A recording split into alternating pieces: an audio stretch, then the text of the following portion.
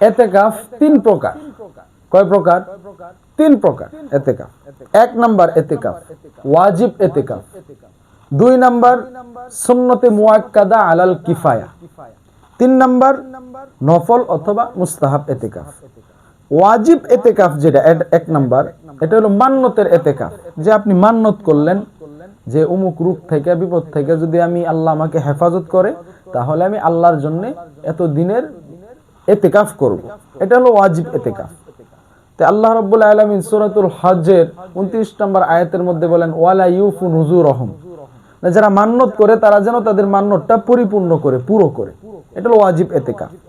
সুন্নতে মুআক্কাদা আলাল কিফায়া, এটা কি এতেকাফ? এটা হলো গণবসতির মধ্যে মহিলারা বাড়ির মধ্যে একটা নীরব ঘরে আর পুরুষরা মসজিদের মধ্যে রমজানের শেষ দশকে মসজিদের মধ্যে পুরুষরা আর ঘরের মধ্যে মহিলারা অবস্থান করে আল্লাহ তাআলার জিকির ফিকির নেক ইবাদত বন্দিগি কোরআন নামাজ কোরআন তেলাওয়াত করা এইগুলা বেশি বেশি করা ইতিকাফের নিয়তে রমজানের শেষ দশকে মহিলারা ঘরে এবং পুরুষরা মসজিদে বসবে।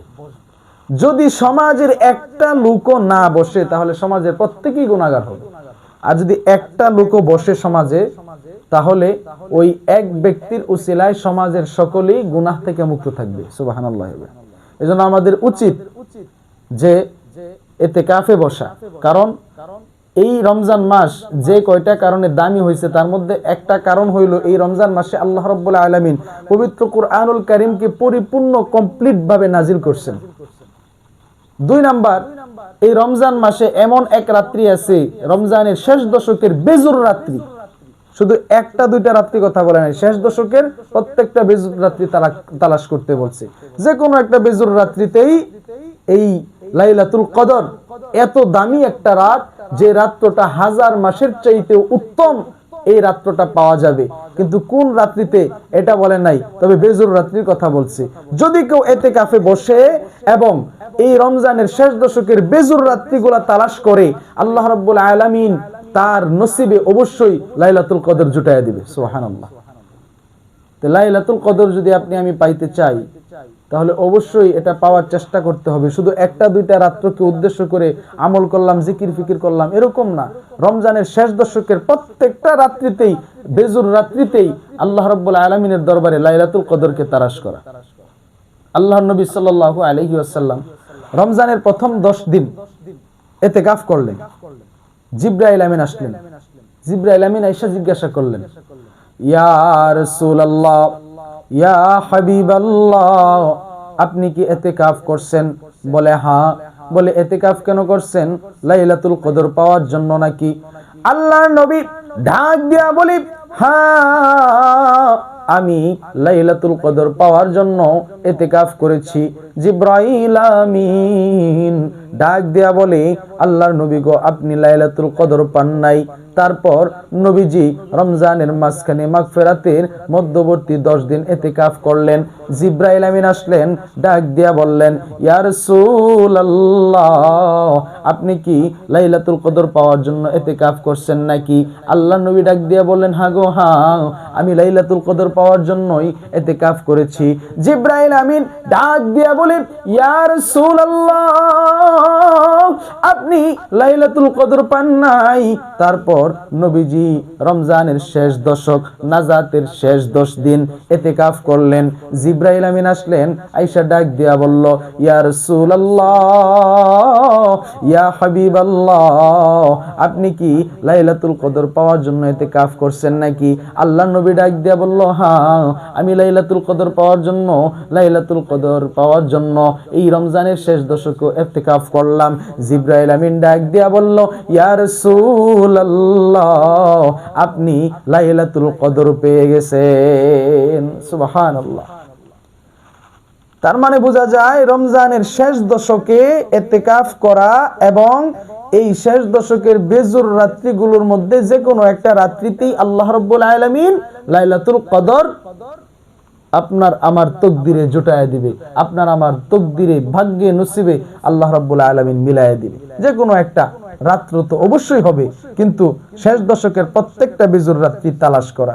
তো আপনাদের কাছে আমার অনুরোধ, যারা সমাজের আপনারা আছেন, তো আমরা মুখ দিয়ে তো অনেক সময় অনেক অলিগিরি, পীরগিরি, আল্লাহ ওয়ালা আমরা এরকম একটা অবস্থা দেখাই, কিন্তু যখনই দিনের কথা বলা হয়, আমলের কথা বলা হয়, তখনই বোঝা যায় কে অরিজিনাল পীর, কে অরিজিনাল আল্লাহ ওয়ালা, কে খাঁটি মুমিন, কে খাঁটি ইমানদার। কথা কোন ঠিক কিনা? এই জন্য আপনাদের কাছে আমার অনুরোধ, আপনারা সমাজবাসী যারা আছেন, একান্তই ওজোর ছাড়া, যারা ওজোর থাকলে তো শরিয়া, ওজোর থাকলে ওটা আলাদা বিষয়, শরিয়া ওজোরহীন যারা থাকবেন, একান্তই ওরকম কোনো ওজন না, সমস্যা না। আপনাদের কাছে আমার অনুরোধ, আপনারা যারা যারা এতেকাফে বসবেন, আপনারা একটা এই নিয়ত করেন ইনশাআল্লাহ যে আমরা এই রমজানের শেষ দশকে আমরা ইনশাআল্লাহ মসজিদে 10 দিন এতেকাফ করব। যদি এতেকাফে বসেন ইনশাআল্লাহ আল্লাহ তাআলার দরবারে আশা করা যায় আপনার আমার তকদিরে আল্লাহ রাব্বুল আলামিন লাইলাতুল কদরকে আমরা পেয়ে যাব। আল্লাহ রাব্বুল আলামিন আপনার আমার তকদিরে নসিবে মিলাইয়া দিবেন ইনশাআল্লাহ। এজন্য আপনাদের কাছে অনুরোধ, আপনারা যারা নিয়ত করবেন এতে যে মানে আমরা এতেকাফে বসবো বা লাইলাতুল কদর পাওয়ার জন্য, আল্লাহ রাব্বুল আলামিনকে রাজি খুশি করার জন্য এতেকাফে বসবো, এরকম নিয়ত আপনারা যারা যারা মানে করবেন, তারা তো করবেনই। এরপরেও আপনাদের কাছে আমার অনুরোধ, আপনারা একটু নিজেরা নিজের মনকে শক্ত করেন। ইন্নামাল আমালু বিন্নিয়াত, নিজের নিয়তকে ঠিক করেন যে না, যাই কিছু হোক না হোক এই 10 দিনই তো, কোন দিন মারা যায় জানি না, তো আল্লাহর রাস্তায় কাটায় দিই। এই হালতে, এই অবস্থায় যদি আপনি মারা যান, আপনি নিশ্চিত জান্নাতি। লাইলাতুল কদর তো পাবেনই পাবেন, এবং কি এই ইতিকাফরত অবস্থায় যদি আপনি খাবারও খান, সুন্নতের আমলের সব আপনার আমলনামায় লেখা হয়ে যাবে। যদি কথাও বলেন, আপনার আমলনামায় সুন্নতের আমলের সব লেখা হবে। যদি ইস্তেনজাও করেন, আপনার আমলনামায় সুন্নতের আমলের সব লেখা হবে। যদি গোসল করেন, আপনার আমলনামায় সুন্নতের আমলের সব লেখা হবে।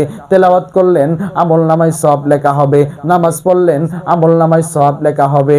যাই কিছু করেন না কেন গো, আল্লাহ রাব্বুল আলামিনের দরবারে ওই ইতিকাফরত অবস্থায় ছোঁয়া থেকে শুরু কইরা ঘুম, খাওয়া দাওয়া, যাই কিছু করেন না কেন, আল্লাহ রাব্বুল আলামিনের দরবারে আপনার সমস্ত আমলের সব আল্লাহ রাব্বুল আলামিনের দরবারে সুন্নতের আমলের সব লেখা হয়ে যাবে, ডাবল ডাবল লেখা হয়ে যাবে। এই জন্য আপনাদের পায়ে ধরে হাতে ধরে বলি গো, যদি জান্নাতের মধ্যে যাইতে চান, আল্লাহ রাব্বুল আলামিনকে পাইতে চান, মালিকের কুদরতি কুলের মধ্যে উঠতে চান, আল্লাহর রহমত পাইতে চান, আর আল্লাহ রাব্বুল আলামিনের দরবার থেকে লাইলাতুল কদরকে পাইতে চান, অনুরোধ করে বলি গো, রমজানের শেষ দশকে আল্লাহর মসজিদে পুরুষরা আর বাড়ির মধ্যে মহিলারা ইতিকাফে বৈশা যান। ইতিকাফরত অবস্থায় মালিকের দরবারে যা চাইবেন আমার আল্লাহ, আপনার নিয়ত যদি ঠিক থাকে, আপনার অন্তর যদি ভালো থাকে, আপনার আমল যদি সহি থাকে, নেক থাকে গো, আপনার দ্বীন ঈমান যদি আপনার ভালো থাকে, আল্লাহ রাব্বুল আলামিনের দরবারে আপনার সমস্ত ইবাদত বন্দেগী, সমস্ত আমল আপনার আল্লাহ রাব্বুল আলামিনের দরবারে কবুল হয়ে যাবে।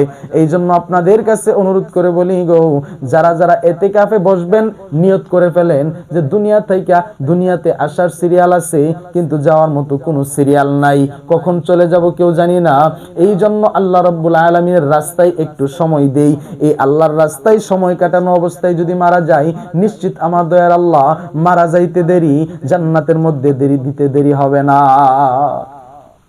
এই জন্য অনুরোধ করব যে এই ইতিকাফে যেন আপনি আমি বসতে পারি, এই নিয়তটা আমরা সকলেই করি।